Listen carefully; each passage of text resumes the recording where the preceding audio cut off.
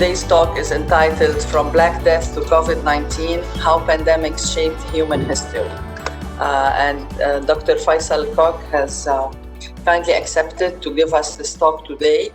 Let me start by introducing Dr. Kok. He is the Vice President of the Federation International Gynecology Obstetrics, FIGO, a Senior Lecturer of Health Behavior and Sexuality at the Faculty of Health Sciences at the UB, and a Clinical Associate and Director of the Women Integrated Sexual Health WISH program at the American University of Beirut Medical Center. Dr. Kok is involved in providing clinical services, public health practice, academic work, and research related to women's health. He is the chair of the National Committee of Corona and Pregnancy, NCCP, and the coordinator of the National Committee on Safe Motherhood, NCSM, at the Ministry of Public Health, supported by UNFPA. He is a member of the National Task Force of Lebanese Order of Physicians on relief work of Beirut explosion and technical advisor to UNFPA on sexual reproductive health relief work in Lebanon. As a researcher, he is involved and co-led research on maternal health, sexual and reproductive health, violence against women, and refugee health. He has over 50 publications, book chapters, a couple of books related to sexual, reproductive, and maternal health. The floor is yours, Dr. Kok. Today's talk is going to be agreed around 45 minutes, and then we will leave 10 to 12 minutes of questions at the end. Thank you very much. Thank you very much, Martin, and thanks to Jumana and the team for inviting me. I'm always happy to contribute to the Faculty of Health Sciences seminars. Today's seminar is not really about neither pure medical, neither pure public health. Just a perspective that I think is very important to work together along these slides and see what have we learned from the history of the pandemics, and then look at some of the issues that the pandemics have amplified. Well, as you all know, very few phenomena throughout human history have shaped our societies the way pandemics did. And yet, they receive little attention in behavioral social science and in branches of medicine, mainly that started in social science like psychiatry. Throughout history, we have seen that pandemic decimated societies, determined outcomes of war, as you will see in the following slides, and really did wipe out entire populations. Paradoxically, cleared the way for innovations at the same time, and also for advances in science, in vaccinations, medications, and others, also in public health, economy, and in political systems. To start just on a point of departures in this seminar, is to start at least to understand what's the difference between the plague and the pandemic and the endemic, just to know what we are talking about. The plague is a polysemic word from the Doric Greek word plaga, meaning strike or blow. And at the same time, we use the plaga and pestis in Latin to mean the same thing. Pestis is from the famous plague germ, Yersinia pestis. In the Abrahamic religions, in the Old Testament, in the book of Exodus, there's a mention of at least 10 plagues that strike the Egyptians. So it might be plagues or something similar to plagues. Even in the Surah Al-Araf, in the Quran, there is a mention also of plagues and of closure of the towns or villages affected by the plague. In the book of Revelation, God's wrath and bowls of plagues. There is always this picture of an angel expressing the wrath of God by pouring bowls of plague over the people. Plagues, as I said, shaped history, society, and inclusive of shaping the very basic principles, as you all know, of modern health sciences. This is a sample, if you want, of the major plagues that probably we have forgot. We are very busy with the COVID and the thousands in COVID, but if you look across measles, smallpox, Spanish flu, Black Death, and you can read millions and millions have lost their lives to these plagues? Well, the first recorded one, it can go back to before the Christ period. Then you go into the most explained one with the Antonine plague all the way down to the COVID-19 plague. The Athenian plague that started 430 BC, okay? The description at that time by the historian of the Peloponnesian War described doctors and other caregivers frequently caught the disease and died with the sick. Astonishingly, very similar to what's happening now with the COVID-19. 1/4 of the population lives have been claimed, led people to be indifferent to the laws of men, indifferent to the laws of gods, and many cast themselves into self-indulgence. Okay? Remember what people say now about Mu'amara and other things. It was thought to be very much similar to Ebola, even from that time, because of the hemorrhagic manifestation of this disease. Then came the Antonine plague, around 165 to 180 AD. Antonine plague also destroyed 1/3 of the population. It decimated the Roman army and claiming the lives of the chief of the army, Marcus Aurelius himself.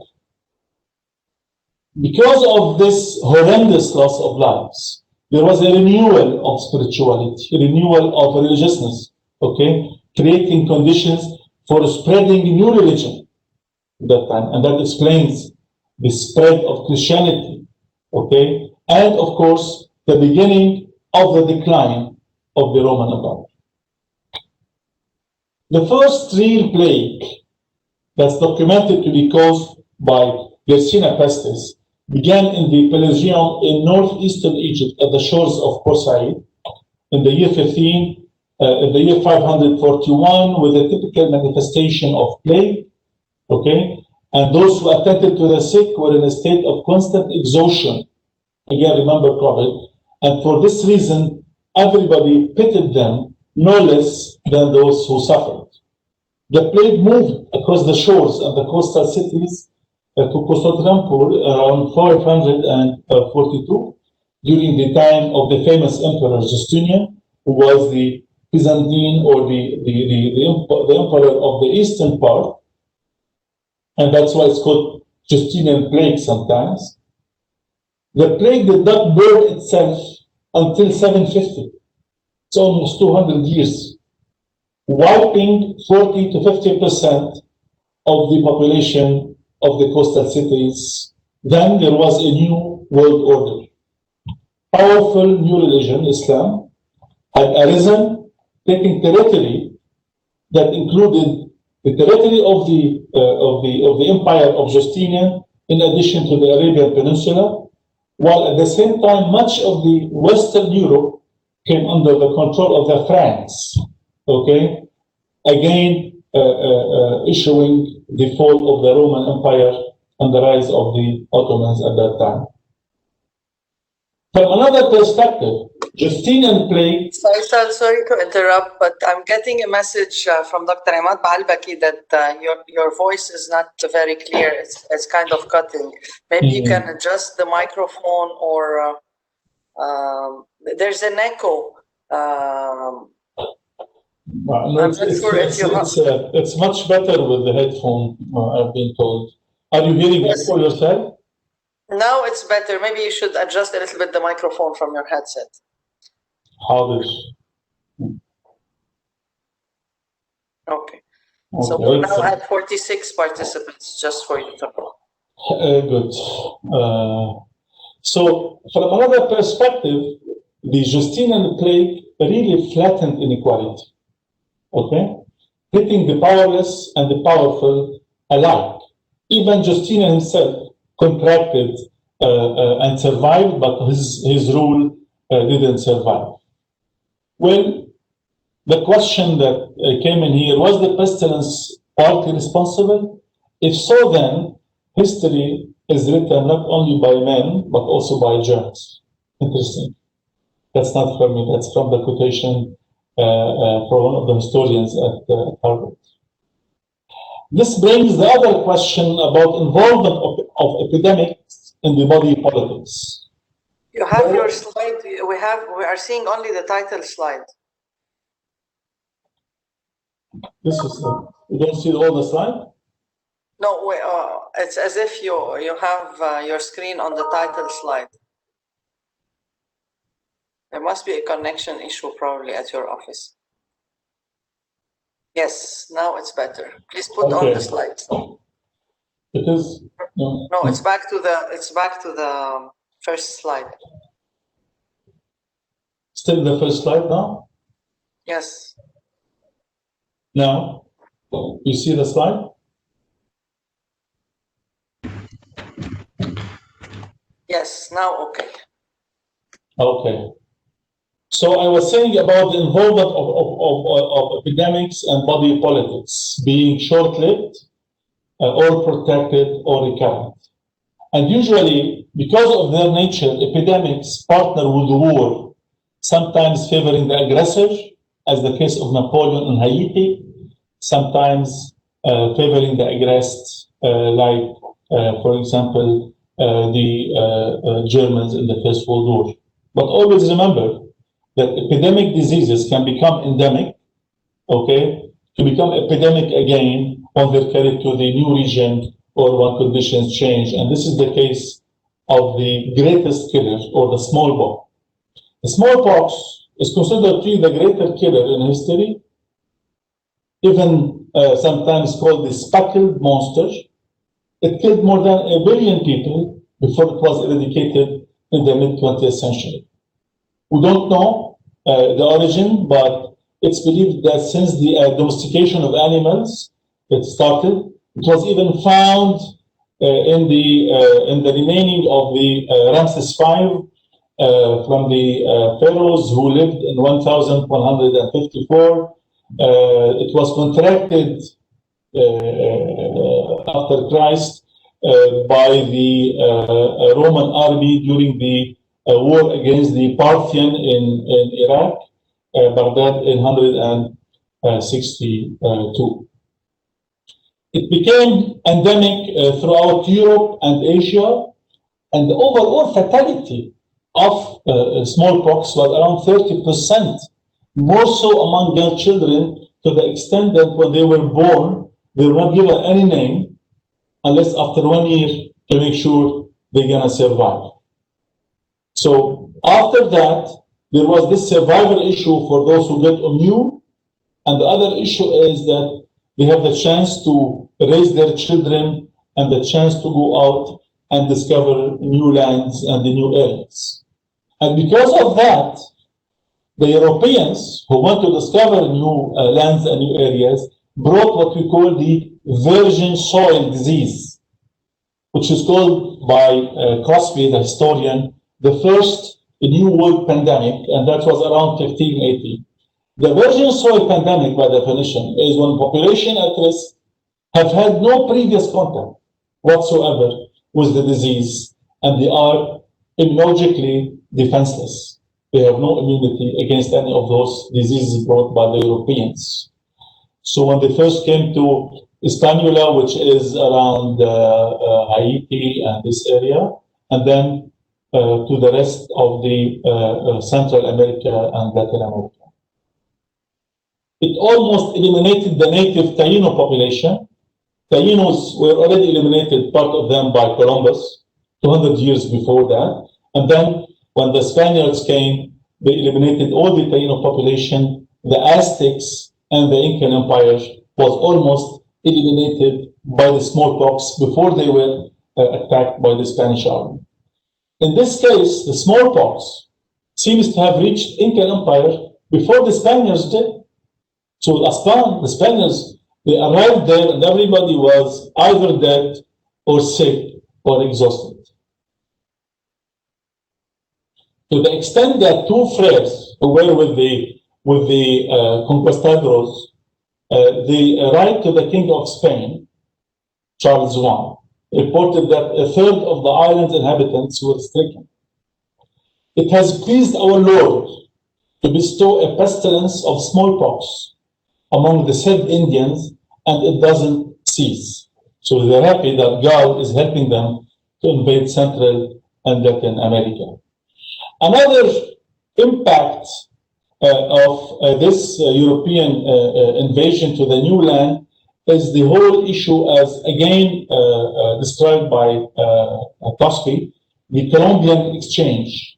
Yeah, they go to the Central Latin America, okay, to bring army and to invade, take back sugar and tobacco, and this whole triangle, as you would see, okay, will be responsible by the greatest demographic disaster in the history of the world. You have people carrying all types of disease coming to people with no immunity to a virgin land, to virgin bodies, to virgin individuals in terms of health, okay? And that has changed the course of history, not just in Europe, but also in America and in Africa. Because after the fall of the Aztecs, Tainos, and Incas, in addition to the labor shortage, the Spanish increasingly turned to the slave trade. It is believed that the slave trade started at that time because of the need of more people, more men, more young men that have been lost by the war, by the invasions. This is clearly described by the famous book of William Donovan, the historian, around that period. Then came the worst of them all, the Black Death. This is a sign you see in England showing that 30 to 50% of the country's total population were eliminated by the Black Death. It started in China, came along the Silk Road to Europe in around 1347, arrived to the port of Messina in Sicily, brought in by rats on merchant ships. And later on, it struck China, India, Syria, Egypt, and 50% of the population died. Yeah, we're still okay with COVID-19. It is the deadliest pandemic in human history, eliminating up to 300 million, with an estimation of 60% of the population of Europe. It had lasting economic, political, health, and social consequences. In the vacuum of serious religious discourses, there was a claim that this Black Death is made for the punishment of the sins. So people start looking for the sinners, and in this case, the sinners were women, Cathar, that are the non-Catholics, and the Jews, and they have been really treated badly. They've been locked up, isolated, even assassinated. And also in the vacuum of medical and public health, people used to go for perfumes, vapors, amulets for treatment of this disease. And there was the rise of what we call the art of death and the plague doctor. The art of death is manifested in this famous fresco, Triunfo della Morte, Triumph of Death. And the other one is the plague doctor, because as the senior and older doctors lost their lives to Black Death, they resorted to young doctors and healers to be the plague doctors with this costume. They would go around, give the whatever treatment available, and they were the only ones allowed to give autopsy. And it's believed that the whole science of autopsy and the idea of isolation started there. Because of Black Death, pandemics were considered to be one of the four horsemen that had flattened inequality besides war, state failure, and revolution. And that's why, following that, you can see, or researchers have noticed, disappearance of slavery and serfdom. There was more land ownership because you need more people. There was not enough people, so you need them to own the land. there was better wages, better labor conditions. But at the same time, you have two major reforms and changes at the religious level and at the public health level. At the public health level, this is the first known quarantine. If you visit Dubrovnik, in the enacted in the city of Ragusa, which is part of Dubrovnik, in 377, all arrivals, they have to spend 30 days on a nearby island of Lucron before entering the city. The Phoenicians or the Ventians went further. In the 15th century, they erected what we call the lazarettos, or isolation wards, on outlying islands of Crete and Malta, and they used to spend there 40 days, hence the name Quaranta. They used to air out ships, dissipating vapor, okay? And this is considered by historians and by researchers as the first form of a public health institution that helped legitimize the accretion of power by the modern state. That's also debated from the Foucault discourse versus other discourses, whether the government or the governmentality start owning public health after realizing the power of this public health, because you will see later, this went against many of the practice of religion because of the power of public health at that time and the quarantine. Within essentially, as I said, they moved from the Trentino 30 days into quarantine. Again, many historians believe the number 40 has to do with, again, religious implication, whether Jesus fasting in the desert, Moses time on the mountain Sinai, or the Islam age of prophecy. At the level of the religious reform, a big question arose.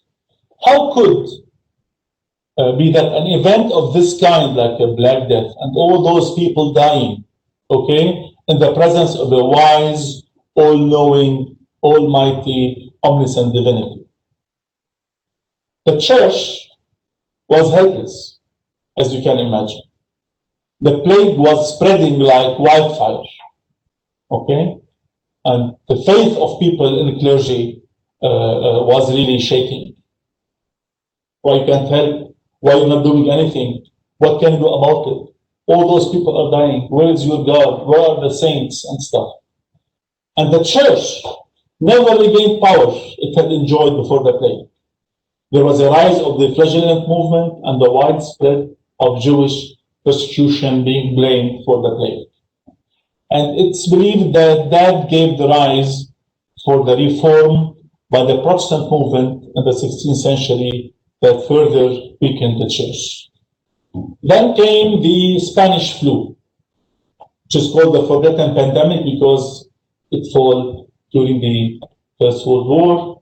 It is the first true global pandemic and the first one that occurred in setting of modern medicine. It is the last true global pandemic with devastating consequences for societies across the globe. At least it is assumed so far.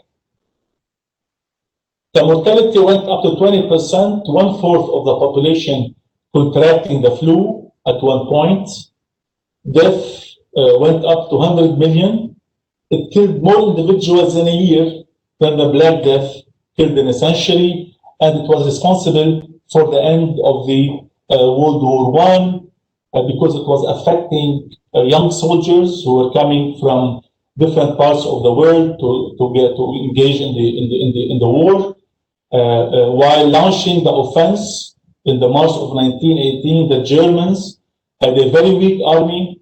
A lot of young soldiers were dying, and the chief of the army wrote at that time, "Our army had suffered. Influenza was rampant. It often left a greater weakness in its wake than the doctors realized." And they signed the surrender, the armistice at that time, as you see in the newspapers. What is affecting youth? Because they created, the flu created what we call the cytokine storm It's an intense storm by the immune system that really led to death of young people, very much similar to what the COVID-19 is doing. Following the Spanish flu, there was emerging public health intervention like health education, isolation, sanitation, surveillance, and also better knowledge of transmission of influenza because of the medical advances around that time. Many of the measures that followed the Spanish flu are still implemented today. Then came another, around that time, the cholera, which has no class distinction. It's one of the most flatteners, if you want, of inequality. It started in the waters of the river Gange in near Calcutta in India, then moved all the way to the rest of the world.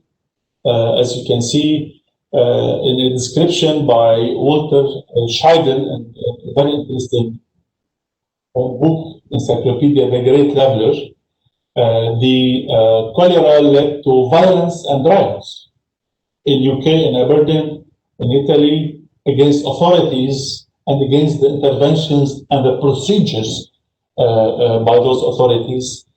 In the fifth epidemic of cholera, because cholera went into ups and downs, in the fifth one, around 1890, there was looting in cities in Ukraine and in Russia. The crackdown by the government of the civil unrest is believed to have set the ground or contributed to the Bolshevik or the Russian Revolution. Most recently, also the what happened in Haiti with the UN peacekeeping forces who were blamed, and it was proved that they brought cholera to the island, and that was October 2010. Another form of demonstration because of cholera was against doctors. Doctors were accused of mixing different types of sick people with those who were sick with cholera. There was no isolation. And because cholera leads to blue skin because of dehydration, doctors were accused that they were poisoning patients and turning them blue. Nowadays, cholera continues to change the world by hurting the parts of those who are poor and who are weak and avoiding the richest countries. Then came the HIV, the SARS, Ebola, Zika, and the COVID-19. Of course, there is no time for this, but I have to raise a few questions in the 10-15 minutes and some reflections. We know, or we have seen, or we noticed that there are major ways epidemics have shaped modern world. Yeah, we have seen the relation with God and the religious agencies, the human environment and the niches we create without paying attention to the what's in the niches, being industrial, being otherwise. Wars, social and political stability, and the question of medical and the public health agencies. Definitely there was a shift from 1918 crowd disease concept to explain inequities, blaming people who are sick for reasons inherent to them, harsh public health measures in India with burning people with cholera, fragmented elitist healthcare, late measures to be implemented, no reporting poor medicine, versus the new concept of the 20s of socialized medicine, healthcare for all, centralized public health healthcare systems, health insurance schemes.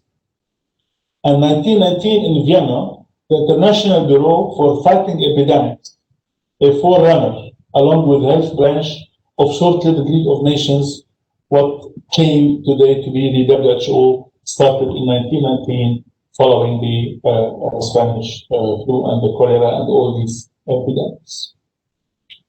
Of course, you can ask many questions when you look at the at the history of these pandemics, of a medical nature, of a public health nature, of a social anthropology, different types of questions. But one thing that you have to realize, if you believe that it's once in a century global health crisis, then definitely you are mistaken.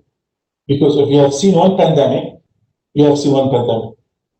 People said the same thing when I've seen the previous pandemics until that's it. But apparently, we're going to see more and more pandemics in the future. And that, because of many contributing factors, I'm going to name a few.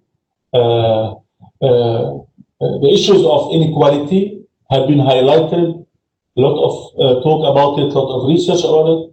The issue of the human life and the crisis about life itself, that like these pandemics, COVID-19 is specific, is not about a health crisis, but about a life crisis. The centrality of the human species in relation to the others, awareness about unequal lives around us, and the evolving role of public health and medicine. That's another question. The reflect on value we attach to human life. We have seen this with what we call the Italian scenario during COVID-19. We have seen this in other countries in Europe. We have seen this in New York. People starting to prefer between older and younger patients, people waiting for one person to die, then to have another one. Yesterday it happened in Lebanon, one person getting intensive care because one bed was emptied. Unfortunately, the person in that bed died. So the question that rises here also is life as a fact of nature and as a fact of experience. A very interesting paper that Ms. Kenj sent us yesterday or 2 days ago, it's a paper by the Nobel laureate Joseph Stiglitz. It's called Conquering the Great Divide. He is highlighting a lot of economic interventions, but at least he's emphasizing that the pandemics has revealed the enormous cleavage across the countries of the world, and the pandemic itself is likely to increase disparities. And he drew an excellent comparison between the case of USA and the case of New Zealand, focusing on social cohesion, equality, governance, and public health systems in making the story of New Zealand successful. Another thing that we have to keep in mind is that diseases don't afflict societies in random ways. That's important to know. They selectively expand and diffuse themselves into the new niches that we create, okay? To explore them, okay? And to see what's going there. That's why, for example, cholera and TB in today's world, they move along the fault lines created by poverty and by inequality. And I'm quoting here the chief of the WHO mission who went to China in November, December after the reporting of COVID cases. He said that we have to have a new mindset. We have to work together, to be organized, to care for one another, to realize that health of most vulnerable people is a determining factor for health of all of us. COVID in China, it went all the way to every spot in the world. So if COVID remains in China or in any other country, it will keep on affecting the whole world. If we are not prepared to do that, we will never, ever be prepared to confront these devastating challenges to our humanity now and in the future. In another argument from Lancet by Richard Horton, he argues around Foucault versus other points that COVID-19, to learn from, has evolved to become a debate about the distribution of power in society. Central government versus local government. Look in USA and others. Young versus old. Young patients, old patients. Affordability by the rich versus negligence by the poor or marginalization by the poor, white versus black, health versus the economy, and that's a big debate. نفتح ونسكر ونفتح وما نسكر. Even white versus black, there are more black people dying of COVID. I can testify to maternal health and to women's health as compared to others. Also, they question the public health and medicine alliance with the government to address this syndemic. Syndemic means the social and the epidemic of the pandemic. There is one important strand of public health is the struggle against subjection. So the argument is, I don't want to do this argument, but the argument here is, are we as public health and medical people serving the government and should be going against the government when it comes to a choice between health and economy? Apparently, يعني نحن مثلا in Lebanon, we're not doing much about it. We're just like being told the white army, go and do this, go and work, go and this. We're not able to force, for example, a closure of 2 weeks or a closure of 1 month.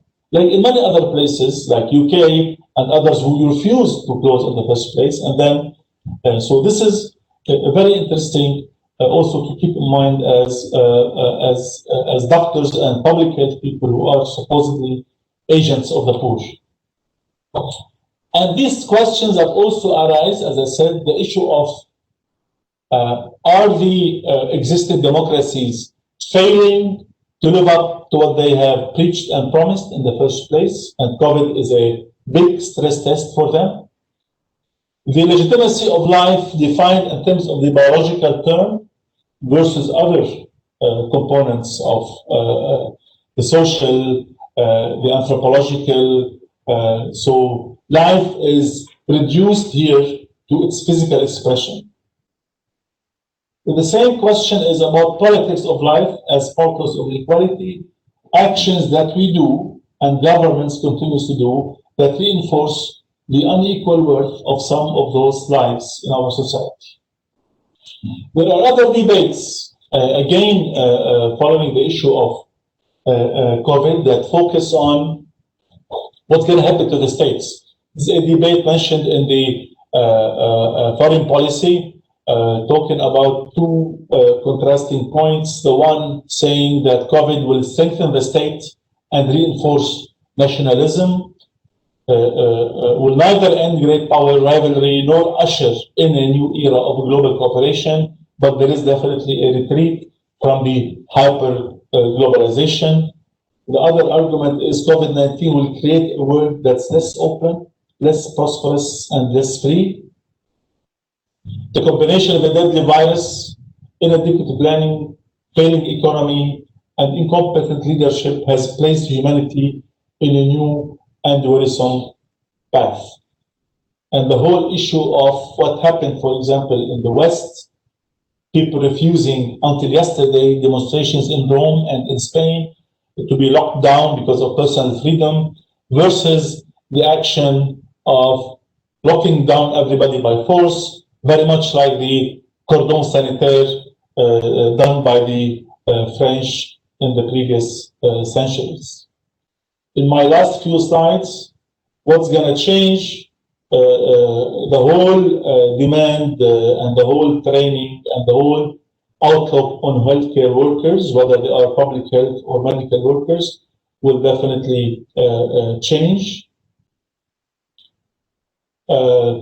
There is unfortunately diminishing trust in globalized world, like the rise of social anxiety and agoraphobia, and there is a lot of focus and investment in the way we practice public health and the way we practice medicine. Hopefully, people are learning to invest more in public health systems at all levels. What can change? Travel, of course, tracking by applications. It's already being done with the Immuni one in Italy. Okay, brand new habits. And the most important thing, according to the most famous star, is that we should never shake hands again. I hope not. And my last message is we have to think around the political aspects of these pandemics. I was talking to Dr. Abdul Rahim about looking at the biographies of those who have lived and died with COVID-19. Of course, inequality and how it can be flattened sometimes because of the violent aspect of the pandemic, but at the same time, it is emphasized in terms of reaching out to care and being covered by care, and the importance, of course, of universal health coverage. And my last slide would be, it's a nice quotation: epidemics and solipsism are the two things that human nature cannot conquer. Thank you very much. Thank you, Martin and Jumana, for having me here. Thank you very much, Faisal. It was indeed a very interesting presentation with this historic overview and the thought-provoking messages, like Monique mentioned in the chat box. We have a comment from Dr. Salim Adib. In Lebanon, the medical establishment has supported the repressive approach of government in controlling the epidemic, at times demanding a hardening of the repression, faster closure, longer closure. This is happening in this regard of the epidemic's dynamics in Lebanon and the disastrous socioeconomic situation of society. The public health community has been absent or silent in the debate and failed its role in mitigating the repressive approach of government in this pandemic. Exactly. I cannot but agree fully. And there is no say. Imagine the technical committee at the Ministry of Public Health will raise the recommendation to the central committee at the level of the government, and nothing happened. Plus the daily clashes between the different ministries about the proper way to do. But definitely it boils down to, if they close, you cannot pay money to the people, and then how can they live and do about it? It is, I don't know. Even in Europe now, people are complaining, go to lockdown, we cannot pay you any more money, we can't continue to pay, they are paying less and this. So this is, again, probably will surface more roles and reinvent the role of public health in the future, with expected pandemics coming often, as we have seen in this historical background.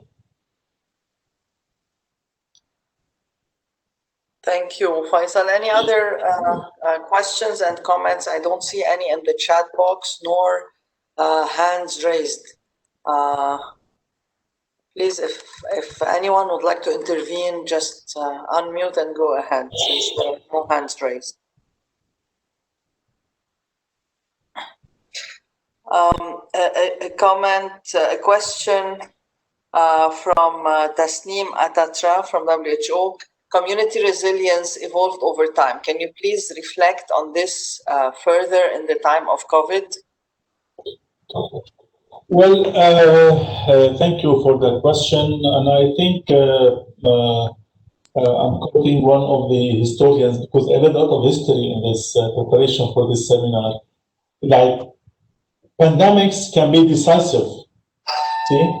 Yes, they flatten inequality sometimes, but they can be decisive, because one of the most battles against the church was because the public health in Venetia, in Italy at that time, was to prevent people from leaving their houses and stop seeing people who love, stop going to church and stuff like this. And it was really very harsh on them. And at the same time, also, people were prevented from their usual solidarity, usual sharing things and stuff. But also, you might say, at the same time, they are helping each other and being responsible, being locked down and not contacting each other and seeing each other.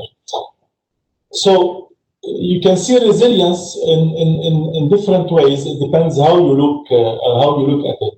But definitely, one message that was sent out by the head of the mission of WHO is that we have to change our mindset, and we have to be responsible as communities to protect each other and to protect the rest of the world by protecting ourselves. So if you think this is resilience, then it is resilience, and it is responsiveness to the global pandemics and behaving in a responsible way.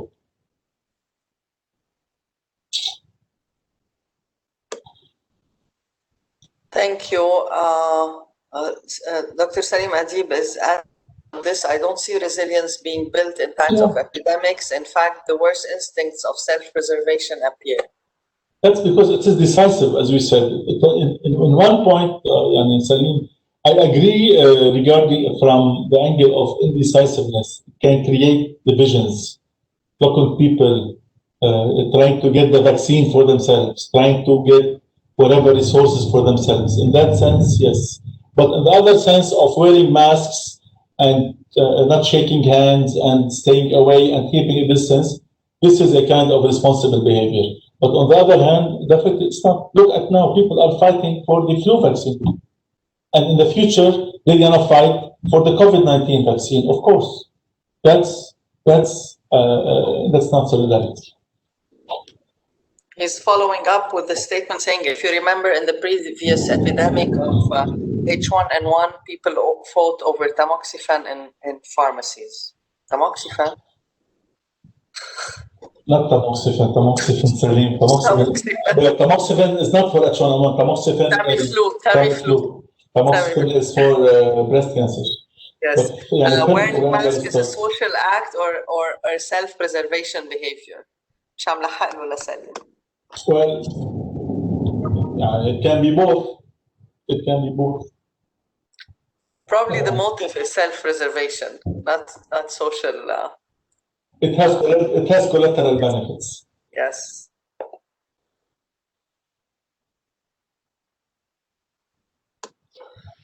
Okay. Any other questions? I don't have any hands raised. Epidemics show the worst in human nature. Again, Salim is commenting. The worst and the good sometimes.